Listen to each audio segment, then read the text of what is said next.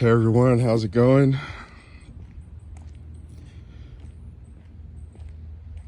So word is that Errose Spence has enacted the rematch. Oh man. I mean, he's gonna take the rematch. I mean, I haven't heard officially, but I'm just excited at the prospect that I get to make another highlight film. You know, I'm gonna have new footage, and unlike other highlight films, I get to make a part 2, man. Isn't that crazy? It's crazy. And then hopefully in the near future, we'll get to talk about Canelo versus Terrence Crawford.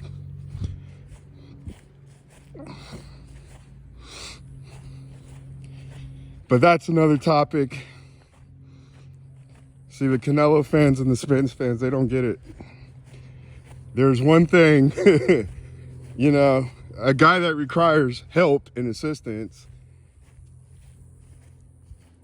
careful selective matchmaking, you know, there's a reason why they do that for that fighter. But again, the Canelo talk, it's for another day. Hopefully we get to go in on that. But we're talking about Errose Spence and his crazy lunatic fan base that are still crazy to this day. I'm going to tell you about these Errose Spence fans, especially these YouTubers, these guys with YouTube channels, and their interest in this rematch.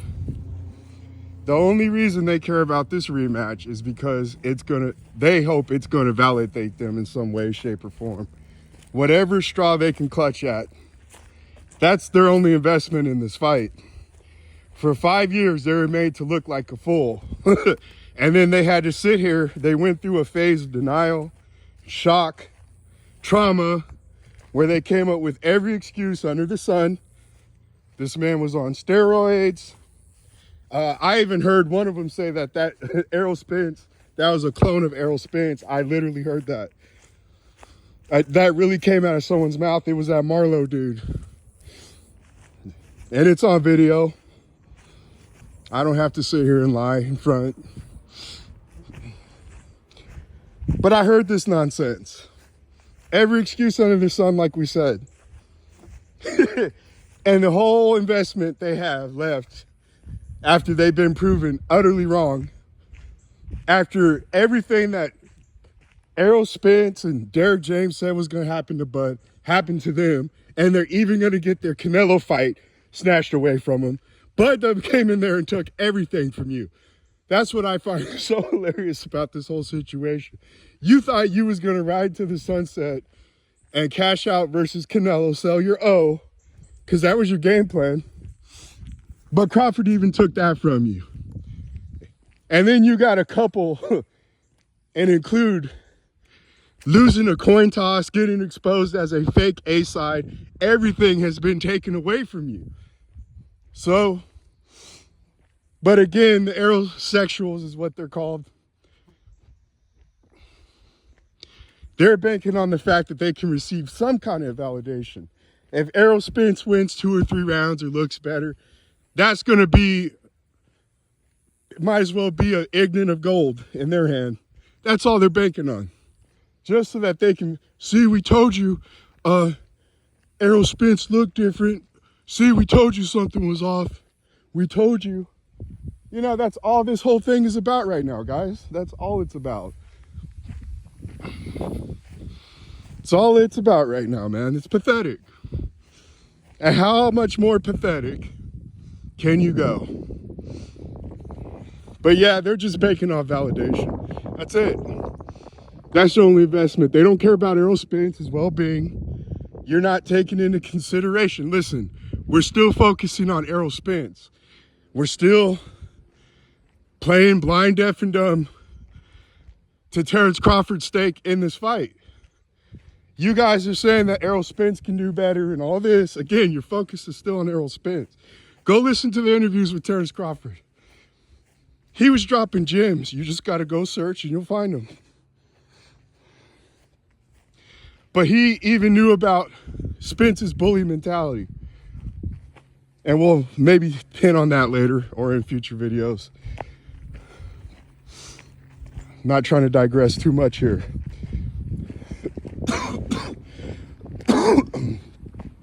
But he even went back. He said, I was mad at myself. Because he did. He missed a lot of opportunities. Out of all those opportunities and one-sided fashion beatdown that was, he still can critique himself, be humble, and tell himself that I made a lot of mistakes. I missed a lot of opportunities. I should have did this right here and that right there.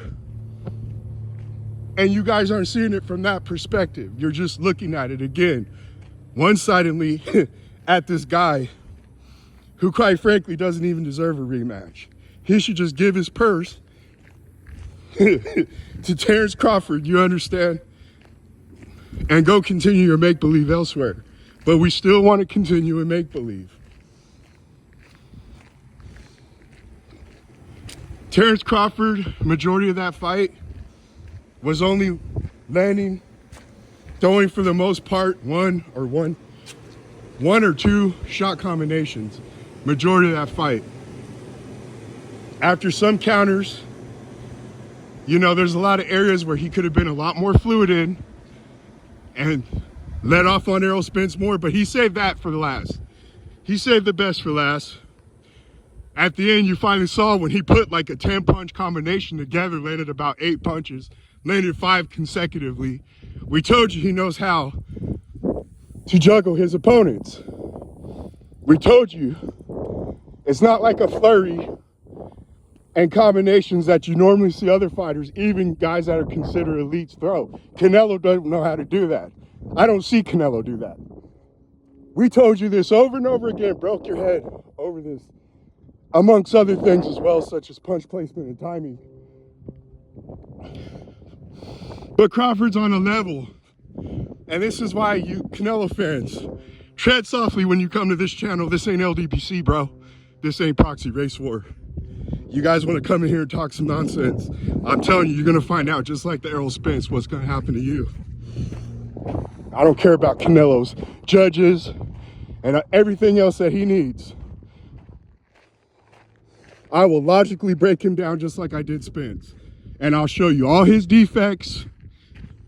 When we go in on the fighter, we go in here. So if you're going to try to poon jab me like the little Spence fans, you're going to find out just like they did what time it is. Just FYI. But again, Crawford's counterpunching ability,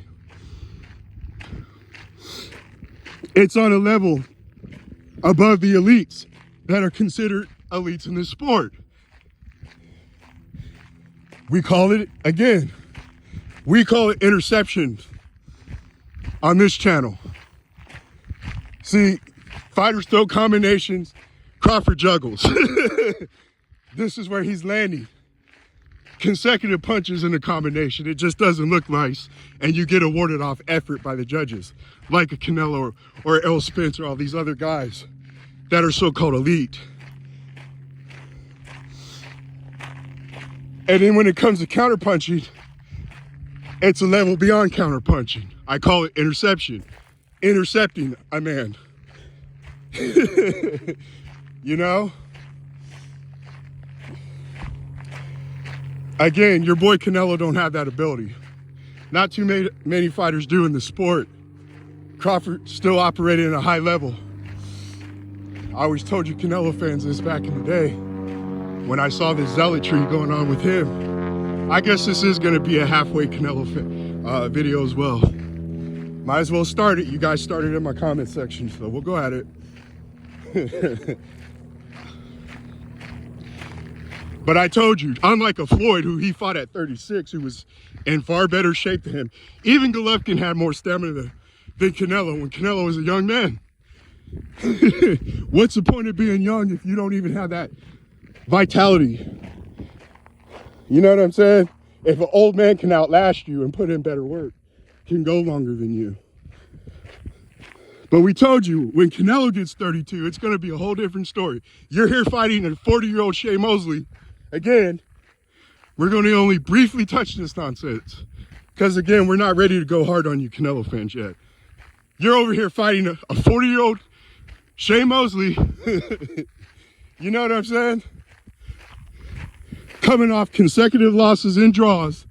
Because that's how Canelo moves. We all know how he moves.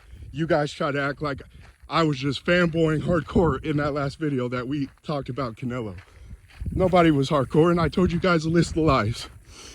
And you can do that to this day. Tell me where the lie is. You're still in competitive fights with guys like Cotto at the end of their career. You understand? We know the double standards when it comes to certain fighters. You know? I always like guys that earn their way through merit. They don't need assistance, like some guys. But Errole Spence, man, and you fans, you're continuing this nonsense. Although I've seen a bunch of you pull an Exodus. You know, but some of you remnant of you, you're still trying to push this false narrative stuff. Up is down, left is right. Skilled is unskilled. You're still banking on just because they'll get a fight at a weight class that allows 7 more pounds. You understand? Half of that, you know what I'm saying, could be if you don't take a crap that day. You didn't go to the bathroom that day. There's 2 to 3 pounds right there. You guys are putting, again, so much faith in stupidity, man, and ignorance. And I'm going to be here at every step of the way again. Like I said, I'm happy I get to make another highlight film. Maybe I'll try to bridge the two or something. I don't know. You know, this is doing the creative juices in my head. I get to pick more music, all this stuff. I'm just excited at that. But you guys still play blind, deaf, and dumb to reality. You still put hope in fool's gold. Which was your mistake the first time, man. You know? But I'm happy. And I get to end this year off with another, more than likely, one-sided butt whipping. You know? You guys don't understand. It's not the skills that, I mean, that's just branches off the tree. You understand, off the trunk. You're not getting to the root. He never had the skills that you guys claim. Never had the ring IQ. But it's just a basis off of reality versus fantasy. And you guys still want to be in fantasy. So, I invite you Errole Spence fans to come back. You know, a lot of you didn't come back. Only like 3 of you came back. You know, you guys done built yourselves back up. You regenerated. You know, like this is Resident Evil or something with some zombies. You guys are walking corpses right now, which is all you are. Except for zombies might be a little bit more smarter than you dudes. But still, you know, they can still use their ears to triangulate their target. You guys can't do that, just like Errole Spence can't do it in the ring. You know what I'm saying? You're still going to have to come up with punch placement timing.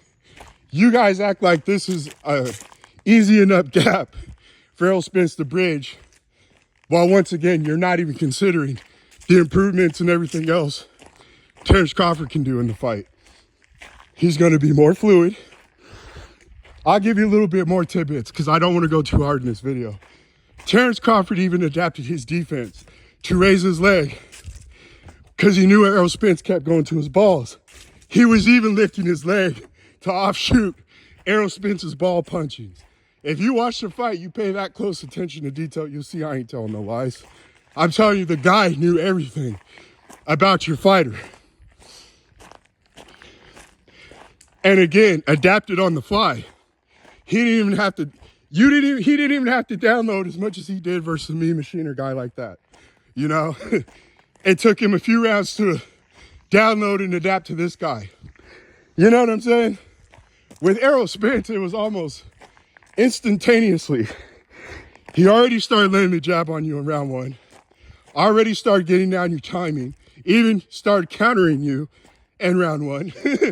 We told you there wasn't going to be much for him to have to try to figure out versus such a basic, non-fundamental fighter such as Errole Spence. Again, his style is unconventional.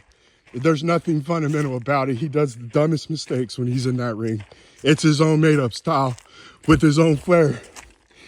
He doesn't do anything textbook. You want to see textbook, go look at Kell Brook. That's a textbook fighter. How he throws his uppercuts every punch. You understand? But you're not going to cover the gap that we all found out in fight one. And even if you do so manage, you're still steps behind Terrence Crawford. Terrence Crawford is going to realize I can put my punches together more so during this when he does that. I counter, I can go body head more. He didn't unveil too much in that first fight. I have to, again, bring this point to you guys. Maybe it was the moment, maybe because it was what at stake, because if he would have lost, of course, you guys would have been validated that he was a nobody. His whole career was smoke and mirrors, you know? So he fought far more conservative than what he needed to in that fight. But the second fight, you know, we saw little portions of Crawford's ability to be creative in that ring.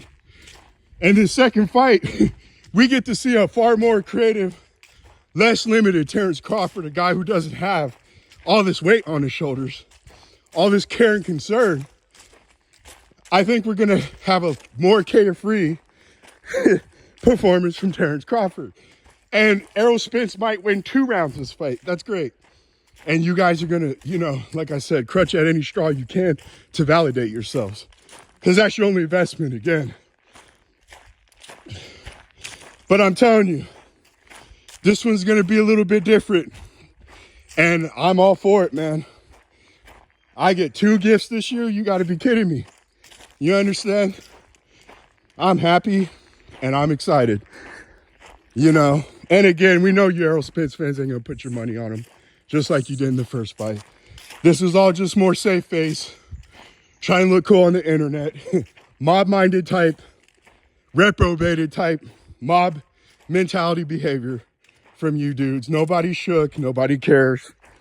You dudes, like I said, man, you guys, listen, just watching you guys go through these stages, the emotional roller coaster that you were on, especially as the fight got closer to what that insanity became after the fight.